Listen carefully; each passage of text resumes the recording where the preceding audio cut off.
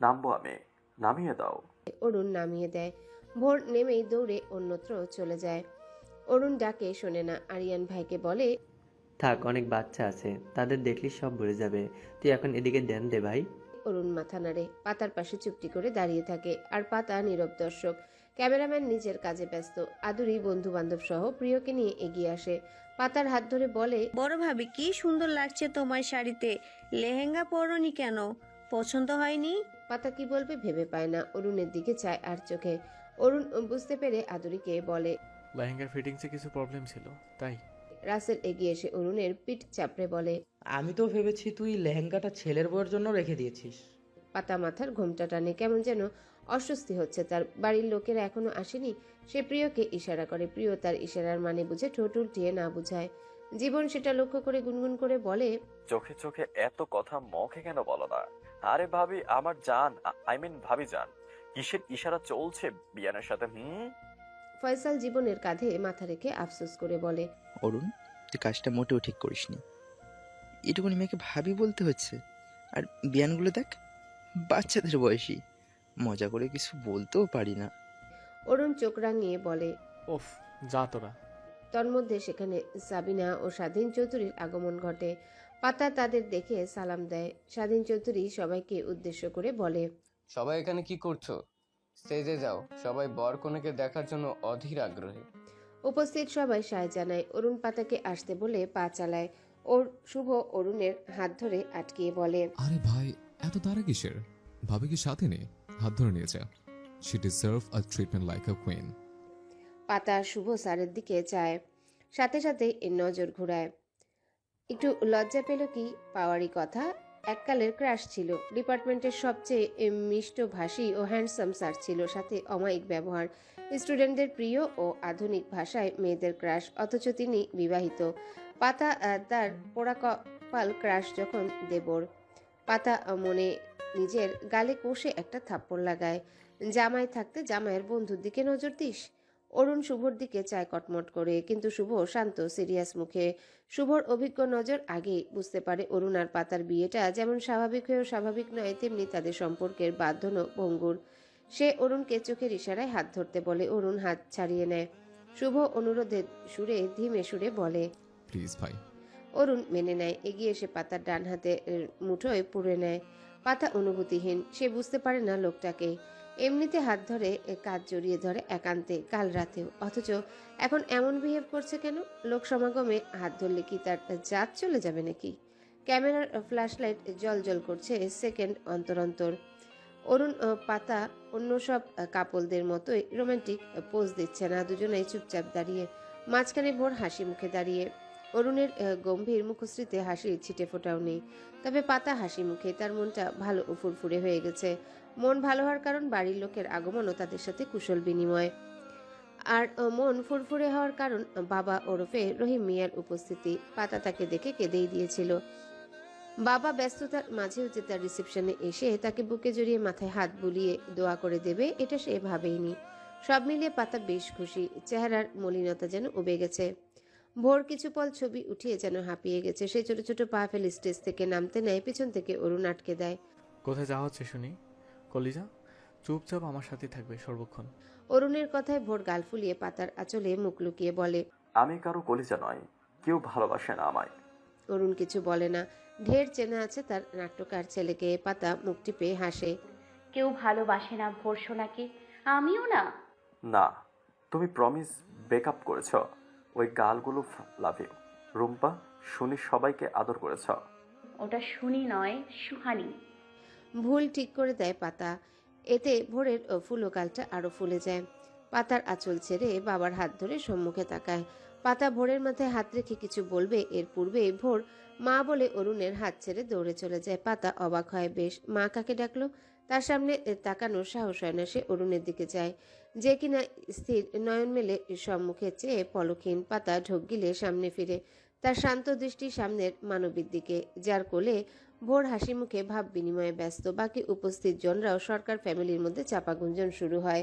সে দীর্ঘশ্বাস ফেলে তার পরিবারের দিকে তাকায়। সবার মুখে অবাকতা ছেয়ে আছে। সে পুনরায় অরুণের দিকে চায়। অরুণ কিন্তু তার দিকে চায় না। বর্ষা হাসি মুখে ভোরকে কোলে নিয়ে আদর করতে ভুলে না। এটা ওটা বলে স্টেজে উঠে আসে। অরুণ ও পাতার সামনে দাঁড়িয়ে হাত বাড়িয়ে হাসি মুখে অভিনন্দন জানায়। কংগ্রেটস অরুণ, দোয়া করি তোমাদের ম্যারিড লাইফ ভালোবাসায় ভরপুর হোক। অরুণ হাত মেলাতে নিলে পাতা ঝটপট হাত বাড়িয়ে বর্ষার হাত ধরে। জেলাসি, ভয় নাকি সংশয়, হুনোস। অরুণ হাত গুটিয়ে নেয়। বর্ষা হাসে পাতার রিয়াক্টে। ভোর বর্ষার কোল থেকে নেমে পাতার হাত ধরে বলে, এই হলো আমার আম্মু, অনেক সুন্দর ও মিষ্টি, তাই না মা? আমাকে অনেক ভালোবাসে, তোমার মতো রেখে যাবে না। আম্মু আমাকে ছেড়ে কখনো চলে যাবে না। শেষ কথা পাতার বাহু ঝাঁকিয়ে বলে। অরুণের অধর কোণে হালকা বাঁকা হাসির রেশ। পাতা এক নজর বর্ষার আধার নামা মুখশ্রী দেখে নিয়ে নিচু হয়ে ভোরের ললাটে চুমু দিয়ে বলে, কখনো না সোনা। ভোর হাসি মুখ উজ্জ্বল নক্ষত্রের ন্যায় জলজল করে ওঠে। অরুণ ভোরের চুলের ভাঁজে হাত বুলায়। স্টেজে আগমন ঘটে আরিয়ান, আসমা বেগম, শুভ সহ আরো কিছু জনের। আরিয়ান অরুণের দিকে তাকিয়ে বলে, ভাই আমি কিন্তু বিনা দাওয়াতে আগত কোনো মেহমান খাওয়াতে পারবো না। পোটলা পাটলি নিয়ে আগে বের করো। বর্ষার তিরস্কার বুঝতে সময় লাগে না। মুখে হাসি ঝুলিয়ে বলে, বিনা দাওয়াতে আসেনি আরিয়ান, ওর ফোন করেছিল। সবাই অবাক নেত্রে অরুণের দিকে চেয়ে। অরুণ স্বাভাবিকভাবেই বলে, তুমি ফোন করেছিলে, আমি না। আর দাওয়াত ভোরের তরফ থেকে ছিল। আসমা বেগম গম্ভীর গলায় অরুণকে উদ্দেশ্য করে বলে, ভোর ছোট, কারো ভালো মানুষই নাটক বোঝে না। তুমি তো বোঝো অরুণ, তোমার থেকে এটা আশা করিনি। বলেই স্টেজ থেকে নেমে যায়। বর্ষা ও পাতা থমথমে মুখে দাঁড়িয়ে। ভোর বর্ষার হাত ধরে নিয়ে যায় অর্পর্ণা লাবিবদের দিকে, তাদের সাথে মায়ের আলাপ করিয়ে দিবে। শুভ এসে অরুণকে এক প্রকার টেনে নিয়ে যায়। পাতা ভরার চোখে সেদিকে তাকিয়ে চোখ বেয়ে বাড়িধারা বইল বলে। পাতা পলক ঝাপটিয়ে সেগুলো লুকানোর বৃথা চেষ্টা করে। আদুরি তার কাঁধে হাত রেখে বলে, বড় ভাবি, তুমি ঠিক আছো? পাতা মুচকি হেসে জবাব দেয়, চলো ওই দিকটায় যাই। আদুরি সাই জানিয়ে পাতার হাত ধরে নিয়ে যায় সেদিকে। শুভ অরুণকে টেনে ফাঁকা নিরিবিলি জায়গায় নিয়ে আসে। রিসেপশনের বাইরে অন্ধকার না হলেও মানুষজন নেই। শুভ রাগে ক্ষোভে অরুণকে বলে, তোর থেকে স্বার্থপর মানুষ হয়, অথচ তুই বর্ষাকে স্বার্থপর বলিস। অরুণ ঝটকায় শুভর হাত ছেড়ে দিয়ে বলে, কি স্বার্থ হাসিল করলাম শুনি? শুভ চোখ রাঙিয়ে বলে, চিল্লা করবি না, খবরদার। বর্ষা এখানে কি করছে? ওকে এখানে আনার কিসের দরকার? একবার ভেবেছিস পাতা মেয়েটার কথা? বিয়ের রিসেপশনের বরের প্রাক্তন স্ত্রী হাজির। ওর মনের ভেতর কি চলছে এখন? ওর কথা বাদই দিলাম, ওর পরিবার। অরুণ খানিক নীরব থেকে বলে, বর্ষা এখানে কি করছে আমি কি ভেবে বলবো? মার্ক মাই ওয়ার্ড, ওকে আমি ইনভাইট করিনি। ভোরের জেদে এসেছে, আর কেউ কিছু ভাববে না। ভাবলে আমার কিছু করার নেই। তোর কিছু করার নেই তাই না? ভালো, বিয়ে করে মেয়েটার জীবন নষ্ট করলি কেন অরুণ? তুই এখনো বর্ষার ঘর থেকে বের হতে পারিস না। ভোর তো কথায় জেদ করে, আতশবাজি ফোটানোর জন্য তো জেদ করলো, তুই মানা করে দিলি। তাহলে বর্ষাকে আনার যেতে মানা করিসনি কেন? নাকি বর্ষাকে ডেকে আনা জেলাস ফিল করাতে চেয়েছিলে? যে দেখ, বর্ষা তোমার থেকে সুন্দর ও ভালো মেয়ে এনেছে, যে ভোরকে সর্বদা ভালোবাসবে। ইতিমধ্যে অরুণ শুভর আলোচনায় উপস্থিত হয় বাকি সব বন্ধুরা। রাসেল শুভর কথার পিঠে বলে, শুভ, এ কেমন ছেলে মানুষই কথাবার্তা? ছোট্ট একটা ব্যাপার নিয়ে এত কথা কাটাকাটির কি দরকার? আর এখানে অরুণের কি দোষ? ওর আবার কি দোষ? ও তো সাধু পুরুষ, সব দোষ তো ওই পাতা মেয়েটার। বলেই চলে যাওয়ার জন্য পা বাড়ায়। এর মধ্যে জীবন টিপ্পনি কেটে বলে, শুভ, তোর দেখছি পাতা ভাবি ইজানের প্রতি খুব দরদ। অরুণ ওর থেকে সাবধানে। হ্যাঁ। শুভ তেরে আসার আগে অরুণ জীবনের পশ্চাতে লাথি লাগায়। জীবন সেথায় হাত বুলিয়ে আফসোস করে বলে, ভালো মানুষের ভাত নেই। শুভ কটমট করে বলে, মেয়েটা স্টুডেন্ট আমার, মজাতেও আজে বাজে কথা বলবি না। আমি তো থমথমে মহলটাকে স্বাভাবিকে আনতে মজা করে বলেছিলাম। তোরা সব কয়টা হারামি। যা। বলেই জীবন চলে যায়। অরুণ চুপচাপ দাঁড়িয়ে। শুভ তার দিকে তাকিয়ে হনহন করে চলে যায়। বাকি সবাই অরুণের সহযোগী। দুই বোনের মাঝে থমথমে ভাব বিরাজমান। লতা পাতাকে প্রশ্নবাণে জর্জরিত করছে। পাতা নীরব, কখনো হুহা করছে। লতা অবশ্য এতে থামেনি। লতা ধীমে গলায় হিসিয়ে বলে, অনেক সুখের সংসার তোর, দেখতেই পেলাম। আহা, চক্ষু জুড়িয়ে গেল। জামাই বাড়ি বলে তো লাফাচ্ছিলি না, এখন লাফা। আহাম্মক গর্ধব। পাতা চুপচাপ সব হজম করছে। এখানে তার কি দোষ? তারই বা কি করার আছে? তাদের দুজনের মধ্যে কথোপকথনের মাঝে বর্ষার আগমন ঘটে।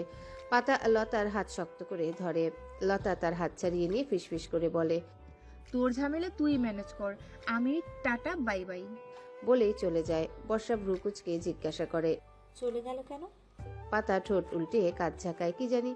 বর্ষা ঠোঁট গোল করে ও বলে। পাতা প্রত্যুত্তরে কিছু বলে না। কি বলবে? স্বামীর প্রাক্তন স্ত্রীর সাথে নিশ্চয়ই রসের আলাপ জুড়ে দিবে না। অতটাও ভদ্রমহিলা পাতা না।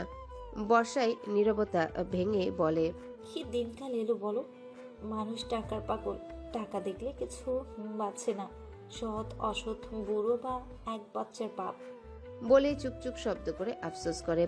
পাতা 32 পাটি বের করে হাসি দেয়। ঠিক বলেছেন, টাকা দেখলে কাঠের পুতুলও হা করে শুনেছি।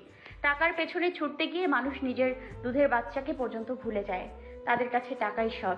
বর্ষা ঢের বুঝতে পারে এই মেয়ে পুরাই ধানি লঙ্কা। দেখতে নরম, শোভা ইনোসেন্ট ফেস হলেও মোটেও সেরকম নয়। পাতা বর্ষার কথার পৃষ্ঠে জবাব দিতে পেরে যেন আকাশে উড়ে। আহ, এত শান্তি শান্তি লাগছে কেন? ব্যাপারটা আসলেই অনেক আনন্দের। কেউ তোমাকে অপমান করার জন্য ইট হাতে মুখিয়ে আছে, আর তুমি তার অপমানের পৃষ্ঠে অপমানের পাটকেল ছুঁড়ে জবান বন্ধ করে দাও। এর যে শান্তিময় অনুভূতি তা বলে বোঝানো যায় না। বর্ষাও থেমে যাওয়ার পাত্রী নয়। মুখে প্লাস্টিকের হাসি ঝুলিয়ে বলে, তুমি খুব মিষ্টি। আশা করি ওর খুব শীঘ্রই মেনে নেবে সব। Actually he madly love me. মেনে নেওয়ার প্রশ্ন আসছে কোথা থেকে? You are husband wife, we are husband wife, and it's not arrange marriage, it's some kind of love marriage. Everything is fine between us like every married couple. I think you understand what I mean. বর্ষা শান্ত চোখে চায় পাতার দিকে। অরুণ নিঃসন্দেহে husband material. এরকম wife material বউ পেলে তো শোনায় সোহাগা জুড়ি। সে হাসে, নকল হাসি নয়, মন থেকেই।